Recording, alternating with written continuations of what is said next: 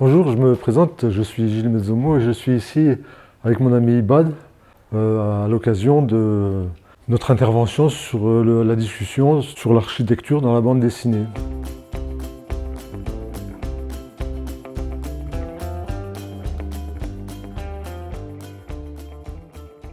On m'a demandé de choisir un document qui m'a intéressé, qui m'a bouleversé ou qui aurait pu bouleverser ma vie. J'aime bien ce DVD-là, Les raisins de la colère, qui parle un petit peu de l'exode rural suite à la crise économique des années 30 aux États-Unis.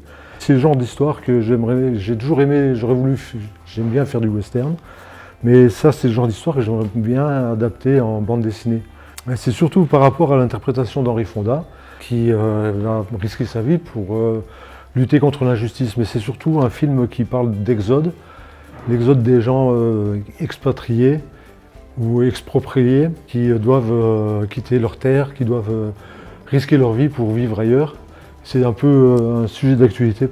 Ce que j'aime bien dans les films de John Ford, en général, il y a quelques-uns comme ça que je pourrais citer, c'est que le personnage se retrouve à la fin devant une porte ouverte qui laisse place à l'imagination du lecteur ou l'amateur de vidéo.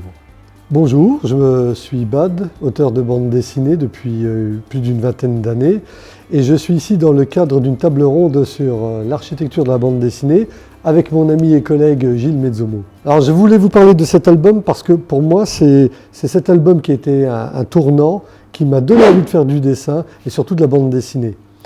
Et cet album a quelque chose de formidable, même que ce soit un Tintin, même si pour certains ça reste des vieux albums, il est en fait très très moderne. Parce que dans cet album, Hergé a réussi à bâtir une histoire passionnante, palpitante, avec du fantastique, ce qui n'est pas simple, sur une île perdue au milieu de l'océan. Les personnages ne sortent pas de cette île, ils sont enfermés sur cette île, et jusqu'au bout, on ne sait pas s'ils vont en sortir vivants. Donc moi je dis, arriver à bâtir un album haletant de bout en bout, avec très très peu de moyens, et un scénario aussi ténu, c'est du grand art. Donc je conseille à tout le monde de lire cet album, c'est une très très bonne leçon de bande dessinée. Je finirai juste en disant une chose, la bande dessinée c'est un peu l'art du pauvre, parce qu'avec une feuille de papier, de l'imagination et un crayon, on peut emmener les gens très très loin. Merci. Bonjour, je m'appelle Jean-Bel Cézac, j'étais ici aujourd'hui pour animer une rencontre BD avec Gilles Mezzomo et Bad autour de l'architecture et de la bande dessinée.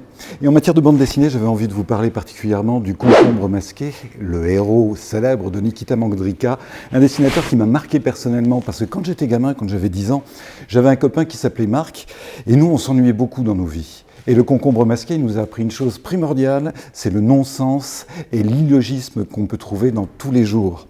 Alors, c'est un peu un mode de vie que Nikita Mandrika nous a enseigné. Et j'ai eu le bonheur de le rencontrer il y a quelques années, 6-7 ans, du côté de Villers-lès-Nancy, et de discuter avec lui pour lui dire « Mais vous savez, vous avez formé mon caractère avec une simple bande dessinée, avec quelques dessins, quelques expressions étranges, quelle épique époque opaque, bretzel liquide.